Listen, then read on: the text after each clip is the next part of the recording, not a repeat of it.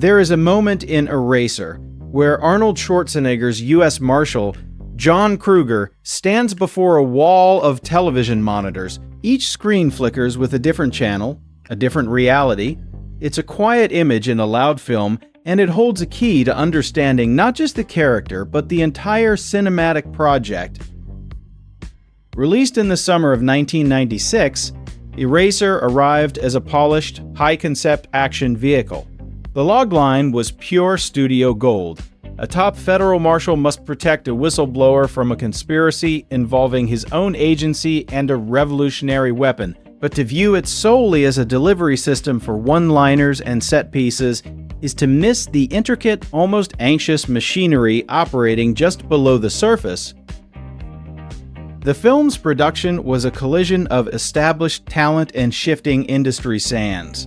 Director Chuck Russell, fresh from reinvigorating The Mask, was tasked with delivering a blockbuster for a star whose iconic 80s persona was being recalibrated for a more complex 90s. The screenplay by Tony Puryear and Wallon Green went through significant revisions, wrestling with the balance between technological paranoia and human-scale drama. A telling piece of trivia lies in the film's central gadget, the railgun. The production employed the late, legendary special effects artist Stan Winston to design the weapon. Winston, known for biomechanical horrors in Aliens and Terminator 2, approached it not as a prop, but as a character. Its design, sleek, powerful, unnervingly silent, embodies the film's theme: technology as both savior and existential threat, a force that renders traditional power obsolete. This technological unease is mirrored in the film's central relationship. Kruger doesn't just protect Lee Cullen, played with grounded intensity by Vanessa Williams. He systematically dismantles her identity. Her old life is erased, a process the film depicts not as liberation, but as a profound, violent trauma. Her new name, her new history, are weapons in a war she didn't choose to fight. Kruger himself is a fascinating evolution of the Schwarzenegger archetype.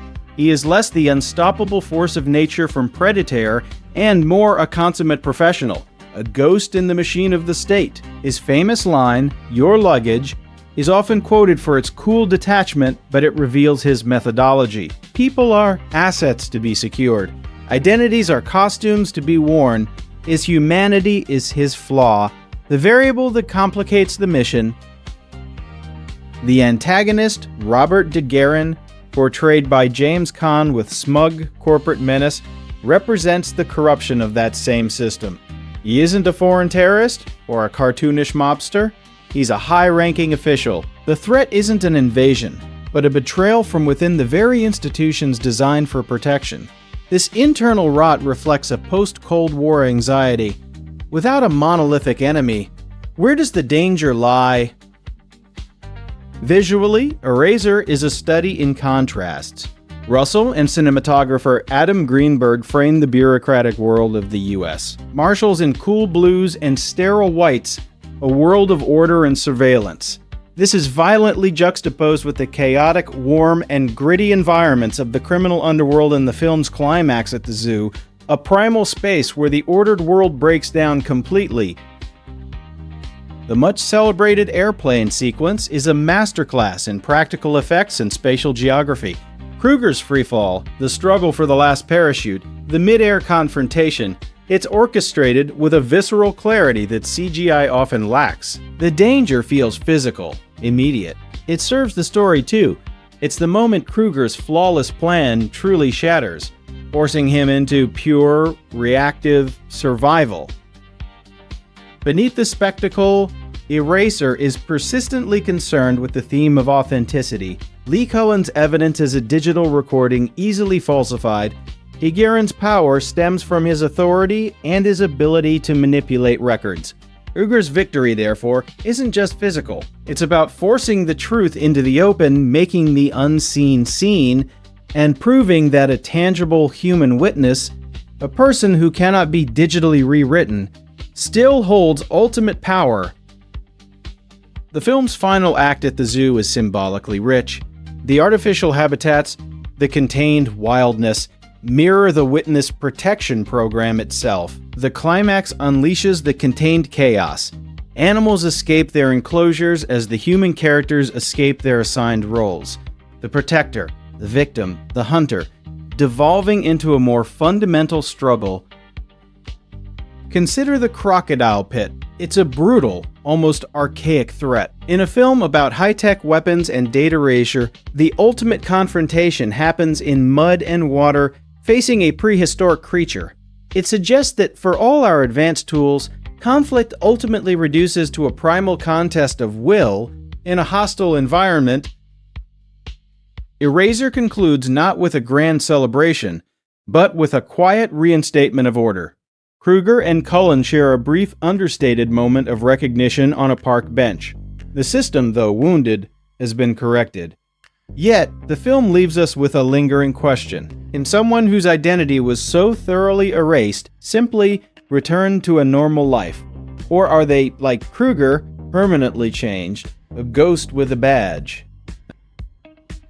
The film endures not merely because of its expertly staged action, but because it captures a specific moment in time.